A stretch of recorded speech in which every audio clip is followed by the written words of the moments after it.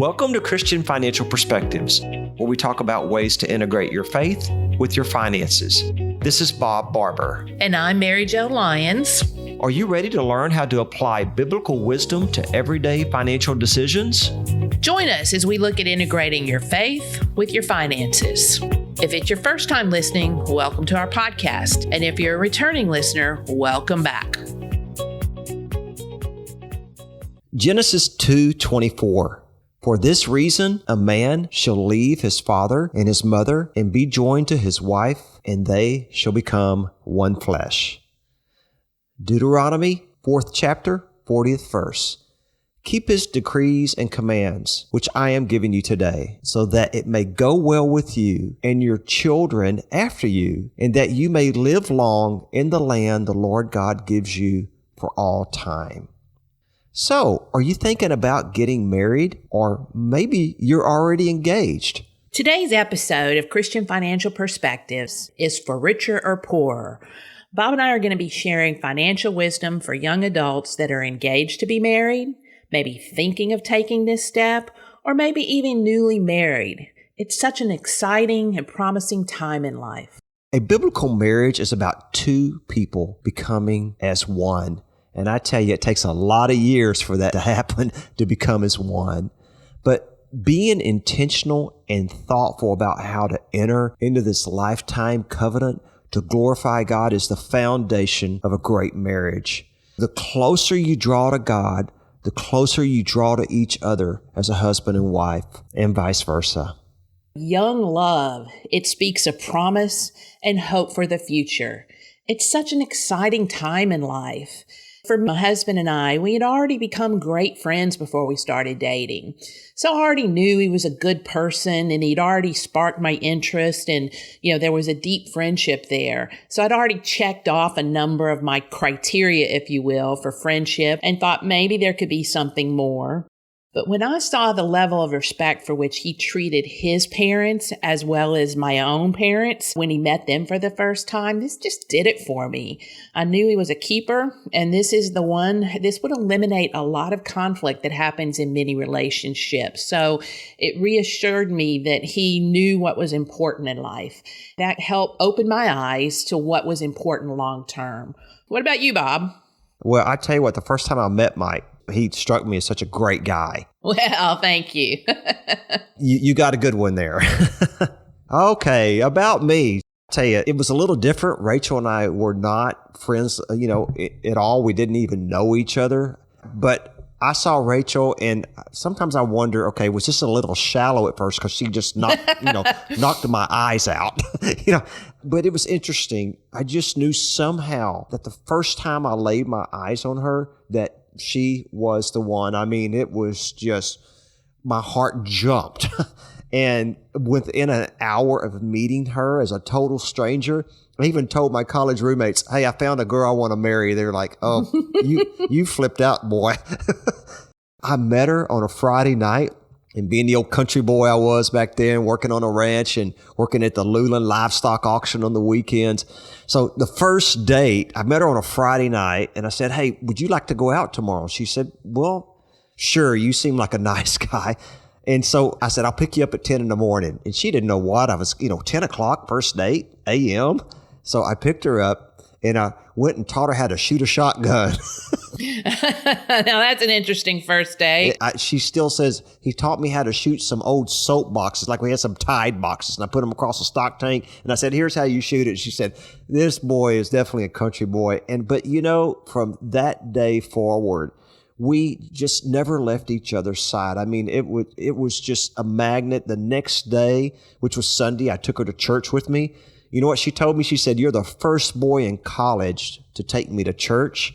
And from there, we both got, heavily involved in the youth ministry. So there it was. It was love at first sight. But we're still married 35 years later. I mean, it's not been easy all the way, but we've always kept Jesus Christ as the center, and he is the glue that's kept us together. Oh, that's a great story, Bob. And marriage, it starts out full of promise for a hopeful future, but sometimes life, it just gets in the way of happily ever after. And soon we run up against conflict. One of the hardest things for most couples is managing your money in a way that promotes harmony and unity in the household. And it's no secret that the most common cause for failure of a marriage is a breakdown in communication, and that generally always stems from money. Money disagreements, that is. Money is the most common cause of friction in most marriages, and I think that's pretty universal. I will tell you, Mary Jo, it's been some conflict in ours, so I totally agree with you because this is such an important topic. There's some great books that I want to recommend to a newly married couple or someone that's about to get engaged when it comes to money. One of them was a mentor of mine. He's no longer here, but his name was Larry Burkett. And he wrote this book called Money Before Marriage. And it's actually a little workbook, and it addresses issues like your spending personalities, budgeting, beliefs about money that are formed as you're growing up, and other fundamentals that will keep those money issues from becoming those money pressures in marriage that cause so much conflict. So that's one book I would highly recommend is Money Before Marriage by Larry Burkett. Another one is a book called Before You Say I Do by Norman Wright and Wes Roberts. I've known about Norman a long time, and this marriage preparation guide for couples is full of tried and true wisdom to help plan a solid future for your marriage and build a lasting relationship with that one you love. The authors explore what makes a person feel loved, how to handle conflict, the issues surrounding children, financial priorities, and biblical teachings on marriage. Those are all just such great books and such great topics. It made me think about our previous podcast on money styles and money histories. And we all have that we bring into the relationship. So understanding what you're starting with is a great starting place. So kind of brings me to, where do we start? I think the first place to start is with prayer. This is true with most things in life. Financial decisions are really spiritual decisions. And they say, where goes your heart, so goes your money. God actually has a lot to say about money, and the Bible shares a tremendous amount of wisdom in regards to money. In fact, the Bible refers to money over 5,000 times. That's quite a few times. And I want to mention that again, what you said, because we've said this a lot on Christian Financial Perspectives, that financial decisions are really spiritual ones. I remember when I heard that the first time by Ron Blue, who was a recent guest on our podcast, that struck me. All you have to do is look at someone's checkbook to see how they feel about money. As Kingdom Advisors, that's something that we understand very well, and it's true about all your financial decisions. With today's secular worldview surrounding us, young married couples can get so easily caught up in that trap of consumerism if they don't first start off with a biblical worldview of money. Again, that's a biblical worldview. Look at that through the lens of the Bible. We go from celebrating young love, and then it quickly turns to celebrating stuff if we're not careful. That is so true, Bob. You just kind of think about this series of events that happens. A marriage often starts out with celebrations to honor the young couple. And as you're engaged, you have showers and parties, and it's all about gift giving. And all of a sudden, all the wedding presents, flow in, and gifts to help the young couple start to build a home and start at housekeeping. But it soon begins to snowball if you're not careful. It becomes about acquiring stuff and more stuff. The newlyweds, they want it all and they want it yesterday, and they're not willing to wait. What happens? They're in this acquisition mode. They need new furniture to furnish their new home. They need all the household goods, the kitchen supplies, the bedroom furniture, and all of that stuff. And they're acquiring this stuff probably on credit cards. And then pretty soon it just overwhelms them and they become in debt, and it can easily carry over into the marriage. Some good wisdom for young couples is don't try to keep up with your friends. And it's all over social media on Pinterest and Instagram and keeping up with the Kardashians. I hear that's a thing, but I've never watched it. But, I think people get the picture. You don't want to build a lifestyle built on that consumerism and stuff. they start off so many times, with this desire to furnish that new home that's going to be picture perfect because of what you see on social media. And that money is spent to entertain and show off that new home filled with furniture that maybe you financed and didn't pay cash for it. There's the china and the towels and the coffee bar and all that stuff, lots of stuff. Then you need that fancy car to drive, but really, can you afford it? So just be real careful of that and don't rely on debt, especially in the beginning years, or ever, but especially in the beginning years of your marriage. Don't start off that way because it's hard to get out of it. You can get into debt so quick, but then it's so many years to get out of that debt. This podcast, it's our voice and we speak from our experience. And Mike and I went down that road and it is not pretty. So I am speaking from the heart when I talk about this. Did we also mention that they often enter into this marriage and the consumerism and the debt, but they're also carrying with them a heaping pile of student loan debt from college. And that's what they have to start with.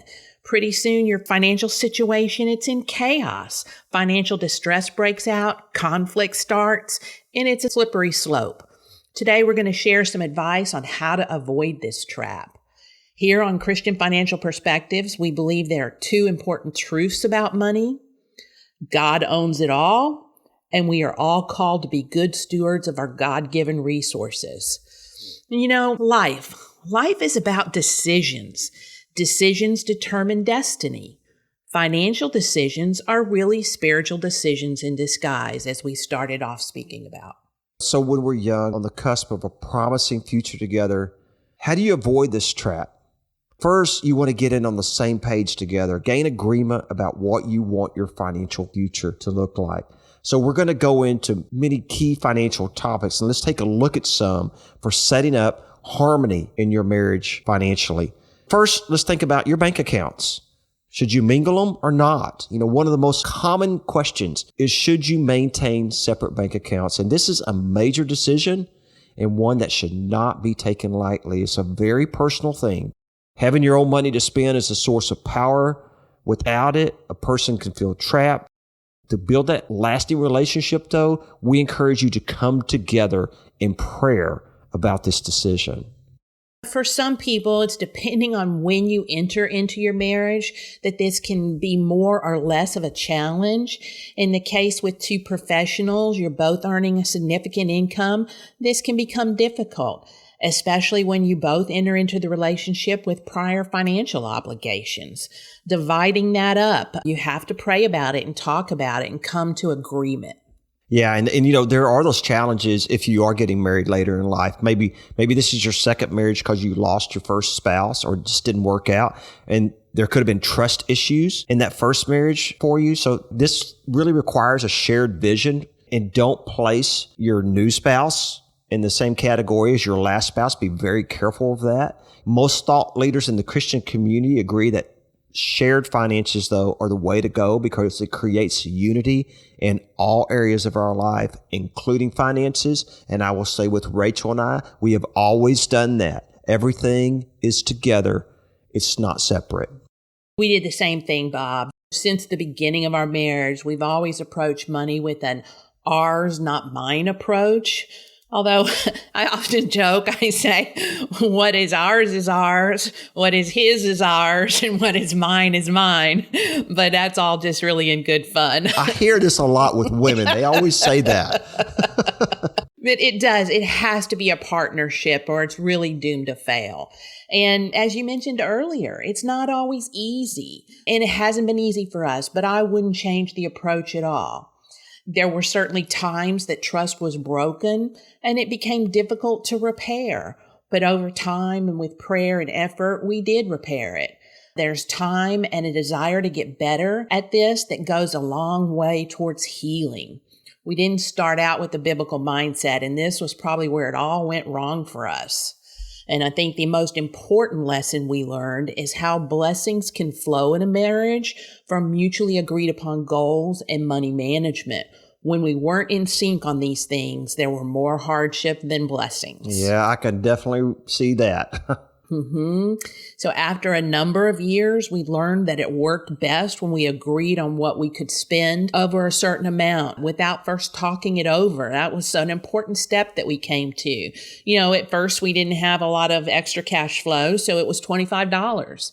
Now it's certainly more like if we're going to spend over $100. And even though we can afford a whole lot more, it's just out of respect for each other. And that will depend on your income level. So any personal spending beyond that amount, it should really be a shared decision. And this gives us each the feeling that we can spend if we choose to spend, but within certain constraints and boundaries. It's about principle and sharing common goals. So if I'm hearing you right, any decision for y'all that's below 100, you don't share with one another, but if it's above 100, you do? Yeah, we kind of use that as a guideline. Okay, that's a good one. And I feel like if I'm going to be out shopping or whatever, I have the freedom to buy a certain amount. But if it's going to have more of an impact on the household budget, I need to be respectful and we need to talk about it. And he does the same. But, we have friends that kept separate accounts. And I could never really see this as an option, or really as I thought about it, how that made sense. So how do you save for shared goals like a new home purchase or even a vacation or even something much bigger like retirement when both parties, you're not rowing together in the same direction? What if one of you is a spender and the other one is a saver? So one of you is saving towards that retirement goal, but the other one's going out and buying trucks and four-wheelers and things along that line. I'm not saying that sounded kind of sexist, didn't it? It was just a hypothetical example. Us guys in our trucks, okay? That's right. So how do you reconcile these differences? Bob, what about you and Rachel? What are some things that have worked well for you in this regard? Well, it's a lot like what you were saying. We always played a role in making those major financial decisions together, but not getting caught up in the minor ones. So in our marriage, except for the first year when I was starting the business, it's always been my responsibility though. And this is unique, to earn the income needed for the family. And Rachel's responsibility was to manage the household, which meant seeing to it that all the bills were paid. And this just worked out really good for us. We were thought by so many people, you've heard me say this to you many times, that we were the Leave It to Beaver type family model with all our kids growing up. Our kids' friends were always astonished at how great all the meals were that Rachel made for them, and sent them to school with. They'd kind of look on like, could I have some of that? And, they'd want to come to eat at our house. And we always had our meals together every evening, not around a TV. We turned the TV off, and mealtime was just a real time where we were together. And our kids' friends, they love to come over to our house because we spent that family time. So I know I got off a little bit on that, maybe away from the finance, but really that has to do with our harmony. And Rachel and I try to this day to be a really strong team, that we're going the same, like we're evenly yoked together with no confusion of what our roles are. And I know my responsibilities and she knows hers. And this just makes a great marriage, and our family work well. Like Theo was saying, I bring in the bacon, the earnings, but then she helps so much on the financial end and making sure all that budget is carried out. Does that make sense? Absolutely, it makes sense. And, you talked about the family that eats together, stays together. Yes. Growing up, we ate together as a family as well. And there was an expectation that everyone was there for dinner at night. And I think that was a difference maker. And my husband and I do that as well. We try not to eat in front of the TV and really focus on each other. But I got to admit, though, we're a little guilty now since the kids are out. We do watch Wheel of Fortune together and eat together. Well, okay. We do that too. I'm a wheel guy. Wheel watcher. I'm like a little over Pat Sajak and Vanna White right now.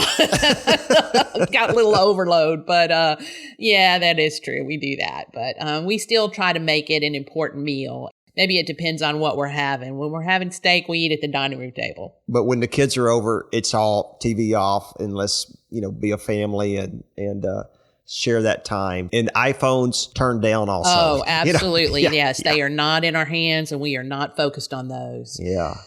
So there's another scripture that I think speaks to all of this. So they are no longer two, but one flesh. What therefore God has joined together, let no man separate. And this is Matthew chapter 19, verse 6. That really sums it up, Mary Jo. That is a beautiful scripture, and that's what we are aiming to become. And sometimes it takes 30 or 40 or 50 years. Yes. So the next advice topic, if you will, is common goals. Do you share the same short and long-term financial goals? If you have the same goals, you will both be more inclined to work towards those goals as a unit. Otherwise, you're fighting against each other. When that happens, you're setting your relationship up for constant turmoil, and that's just not good. It's not going to work long term. You got to learn how your future spouse sees money, how they view risk, and what their long-term financial objectives are. Are you on the same page? Can you get in harmony on this? You want to think about what you want your money to do for you and share this with your spouse. So get clear on your individual and joint financial goals. Create that vision of what you want your future to look like. Like a great question to ask each other is, what do you see the vision for your financial future in, say, 5 years?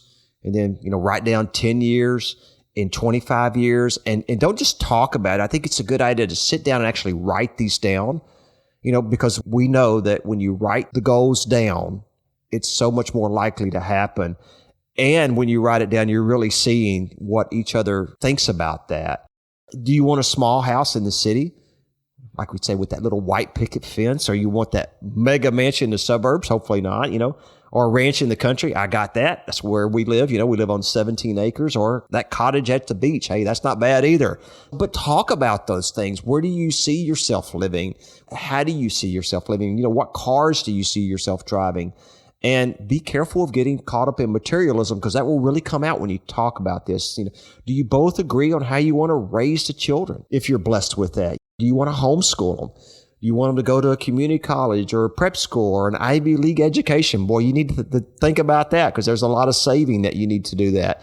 And do you think the kids should be expected to contribute financially if they do want to go to a school like that? I think so many people enter into marriage and parenting without talking about those things, and then they become a source of conflict down the way. You're going to have to save for those educations, and you're not in sync on that. It's competing against your other financial goals. It's really important to have that vision. Are you both in agreement on tithing to the church and how much that should be and when?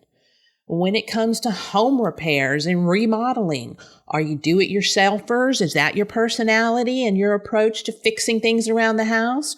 Or are you someone who picks up the phone and calls someone and wants to hire someone else to do it for you? Cha-ching, cha-ching. Exactly. They'll say, we'll be out. That'll be $200 just for us to come out. Yeah. And Bob and I often joke, and we use my husband as a comic relief on our podcast a lot. And a man needs to know his limitations. Mike is best left with not a hammer in his hand, Oh, poor Mike. Here we go picking on Mike again. So we make a call. When you said about agreeing on that tithing, and that is so important, because, this is a scriptural principle, and this is why it's so important to be evenly yoked, that you both love the Lord and that you know where you stand when it comes to your Christian beliefs and how you feel about the Bible, because it's very clear in Malachi 3 that, to bring the tithe into the storehouse. And this is something that I could see as conflict. If one of you thinks that you should obey that and the other doesn't, that can definitely create conflict. Another area that ultimately leads to financial conflict, how do you view your relationship with your extended family, your parents, your grandparents, your siblings? Do you agree on how you should see them, how often you should see them? Do you live nearby? Are you in the same community? Or do they live, across the country? And will you travel to go see them once a year at the holidays? And if travel is needed, how much and how often? This all has to be entered into in the budget before luxuries are counted on. So these are just some examples of questions you should explore together before you say I do, not after. It's impossible to plan ahead for every scenario, but it comes to these big things, just make sure you're in harmony on those. Yeah. And like you said, if you could talk about that before, but there are so many things that come about because of life. The next area that's so important that we've been kind of emphasizing all along is communication is really that key to success. This entire podcast is about communication and how important it is to establish those lines of communication before, not after you walk down that aisle. There are ways to do this effectively. And when you enjoy that really healthy dialogue about money matters, you can work as a team. It's a way to agree on those goals and work together with a common purpose. So when you share the same vision for the future, boy, it becomes easier. And you do this before because afterwards, you don't want to be going in opposite directions. And we have some really good best practices to use in talking with your spouse about money. And this comes from our own personal experience and learning what works and what doesn't work from friends, family, and quite frankly, our clients that have told us this. Absolutely. We've experienced it. We deal with clients all the time through our financial planning process, and we kind of become counselors in that regard. Another good thing that we want to talk about as a best practice is scheduling those regular family financial huddles or financial date night when you come together to talk about your money decisions. And here you're going to agree to discuss your financial life together. I kind of recommend doing it on a bi-monthly meeting basis or more frequently in times of financial stress. This is a planned meeting to go over the family finances, the budget, the balances, and to set priorities and make plans on how to best achieve those priorities. Once you agree on the priorities, can you agree on a course of action? If yes, discuss your expectations of who, what, when, where, and why, and how all of this is going to play out. And if you can't agree, can you find a compromise? If there's no compromise, agree to postpone that decision and that discussion for a later time. And we really want to encourage you to be disciplined about this. Coming together in a family and talking about these things repeatedly, disciplined, that's a great best practice. Mary Jo, I'm looking over at your notes across from me, and I noticed one of the things you wrote down that I think I don't know if I heard you mention. Did you mention to call it a money date? I did. I was thinking, Now, we've been married 35 years, and I got to admit, I've never said, hey, Rachel, let's go out on a money date. But that's a good idea. It's a meeting. It's a date. So, yeah, I thought it made sense. You might want to pick a lower price restaurant when you do that. Eat at home. Do it over the dining room table. A second thing that we talk about that's so extremely important, and wisdom, is to practice active listening skills, not just talking skills, but listening. Because if you don't know what this is, you need to learn it, because there are a lot of resources to help you learn how to listen better. Ask questions to make sure you understand. And I've learned to do that as I've got older. Someone will say something to me and I'll say, is this what you said? And they'll say, no, that's not what I said. And I'll say, oh, then I need to come back and say, this is what I think you said. So give everyone a chance to be heard without judgment or shaming them in it. Let them say what they need to say, listen to them, and then maybe repeat back to them, is this what I heard you say? Listening and hearing are two different things. There's a reason we have two ears and one mouth, right? That's exactly right. I had a boss say that to me one time. I think it was little ears, big mouth. And it should be the other way around, little mouth, big ears. So that's a visual for you to leave you with. Well, Scripture says the tongue is like a rudder, and a rudder can control a whole ship. There you go. Yeah. You also want to recognize that emotions often run high during periods of stress. So as you're having these money dates, money huddles, conversations around money, tensions escalate, agree to take a break, take a breather, reflect on what has been said, and agree when you're going to come back together. But don't let too much time pass. If things get heated, take a step back, say, let's just take a break, let's come back together in 20 minutes. It never hurts to pray about it. Oh, that's great advice, Bob. Fourth thing we've got here is agree on a saving strategy. And this goes back to sharing some of those common goals, determine how you're going to work for those common goals, such as retirement or maybe that first home or that vacation home, and ask yourselves, What are your personal wish list items, such as maybe that new mountain bike or those nice new shoes that your wife wants? You can never have too much money or too many shoes. That's my thought. Okay. That's why we have different perspectives here, That's male right. and a female, Rachel's got a lot of shoes. I got to admit, and I got about 5 pair, and that's all I need.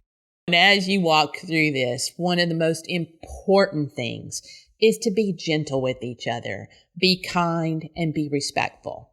Use the language of love when you're speaking with your spouse, always. And use this time, this money huddle time, to discuss money challenges in regard to your family, especially as your family grows, as kids enter the picture, or as your parents age, and their care requires a commitment on your part of either time or money. Some of us are sandwiched between the kids and aging parents. So you want to use your huddle time to discuss and hopefully come to agreement on how you're going to handle these challenges as a family. Gain a clear understanding of each other's situation, your family dynamics, and any expectations that you have for that. As younger adults, we see our grandparents age and we see how our parents help and facilitate that. At some point, you're going to have to kind of step in and help facilitate your parents as they age. How are you going to approach that?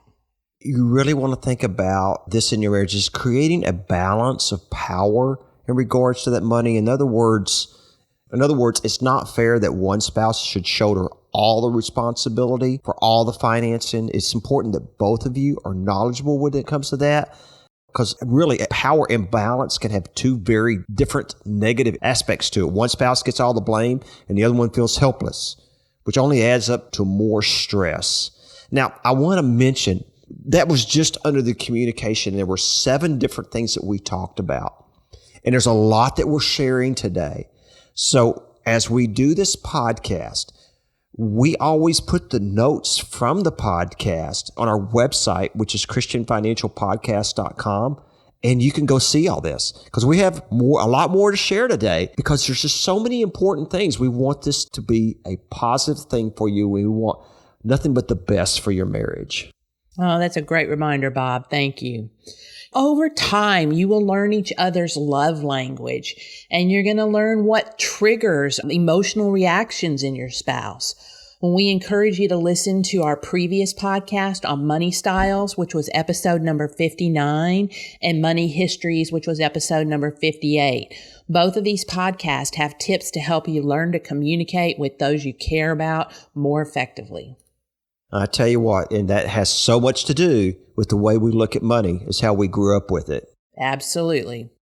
So the 4th thing is seek wisdom and knowledge about financial matters. Boy, this is so important. They say that wisdom is the skill of living life well, and I believe it.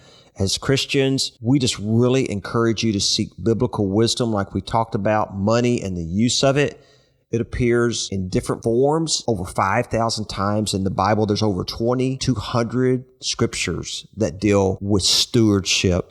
And we're both certified kingdom advisors, and we agree that biblical wisdom is timeless, transcendent, accurate, universal, and practical. And God is the source of biblical wisdom. What He said then holds true today and never changes. Biblical wisdom, it improves our confidence. It provides that peace of mind.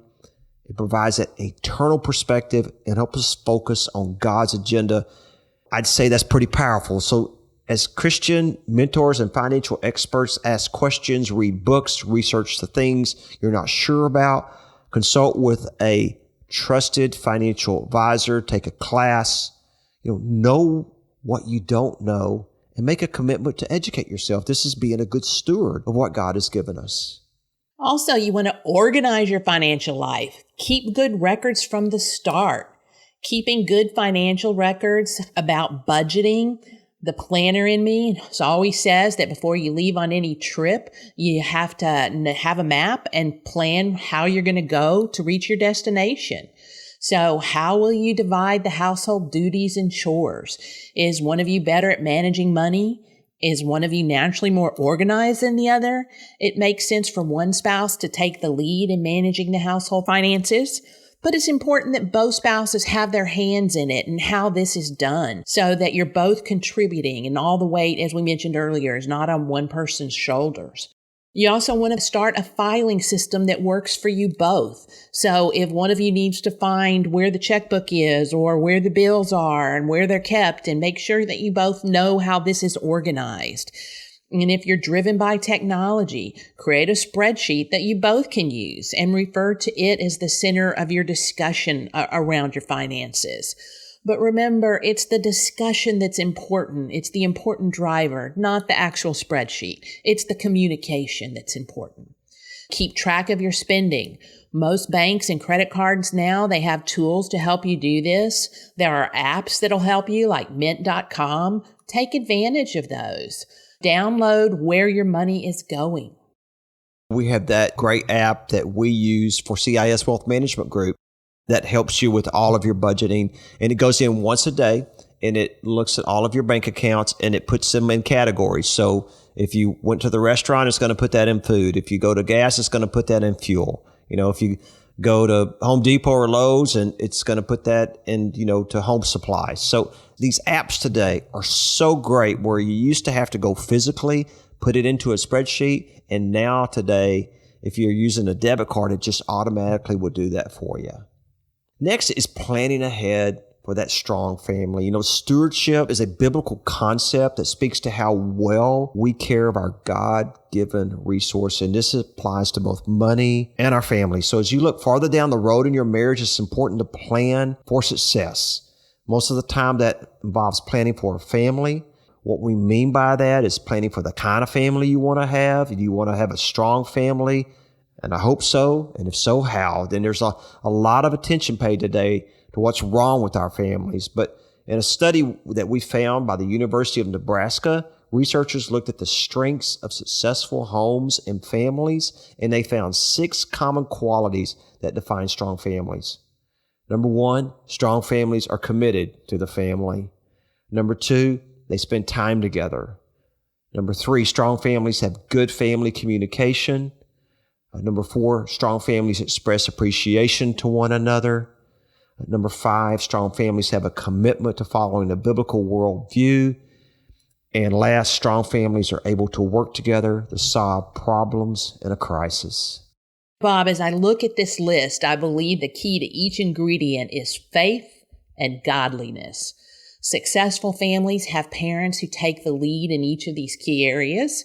Whether you have children or not, you and your spouse become your own family unit. And it's important to talk about how you see these traits playing out in your new family. How will you develop and maintain a spiritual commitment within your family? So as we get to the end, I encourage all of our married couples, whether just getting started or who have been married 35 years like Rachel and I. 37 like Mike and I. Oh, yeah, that's right. Y'all got us beat there, don't you? Mm-hmm. Stay committed to keeping God at the center of your marriage. Read the Bible daily. Pray together on a daily basis. Be involved in a Bible-believing church. Attend a small group with fellow believers on a weekly basis for accountability. The closer you draw to God, the closer you'll be as a couple. And the farther either of you are away from God, the more isolated you will become from each other. There's an old saying that the couple that prays together stays together, and I believe it's true. And I tell you, it works for my wife, Rachel, and I. And couples I know that have consistently stayed married a long time, not only pray together, but they do all these things that I just mentioned, like reading the Bible, being involved in a Bible-believing church, staying committed, keeping God at the center. And that small group is so important too, that accountability group. Mike and I belong to small groups, and we've done that in recent years, and we both get a lot out of it. So I think that's a big component. And the best advice we can give any husband and wife is whenever your financial issues begin to create stress in your relationship, always start with prayer. There is no substitute for God's wisdom. We've covered a lot of information today. And like I mentioned about 10 minutes ago on the podcast, all this is for you. I mean, we always take the podcast and then we have a person, God bless them, they type all this stuff out while we're talking. And then we put that in our website for ChristianFinancialPodcast.com. and you can actually see all those things that we talked about. And I would encourage you to go to our website and download that, print it out. And maybe you've been married many, many years, but if you know a couple that's just engaged or about to get married, this would be a great resource to share with them. So let them know about this podcast. And as always, Mary Jo and I are here to help. And you can give us a call at the office during office hours at 830-609-6986. Again, 830-609-6986. Or go to our website, theciswealth.com, hit the contact us page, and you can email us right from there. You've been listening to Christian Financial Perspectives. Join us as we explore more about how to apply biblical wisdom to your financial decisions. To make sure you don't miss any of our podcasts, you can subscribe to Christian Financial Perspectives on iTunes, Google Play, or Stitcher. To learn more about integrating your faith with your finances, visit our website at ciswealth.com or call 830-609-6986. That's all for now. Comments from today's show are for informational purposes only and not to be considered investment advice or recommendations to buy or sell any company that may have been mentioned or discussed. The opinions expressed are solely those of the host, Bob Barber and Mary Jo Lyons. Bob and Mary Jo do not provide tax advice and encourage you to seek guidance from a tax professional. Investment advisory services offered through Christian Investment Advisors, Inc., DBA CIS Wealth Management Group, a registered investment advisor.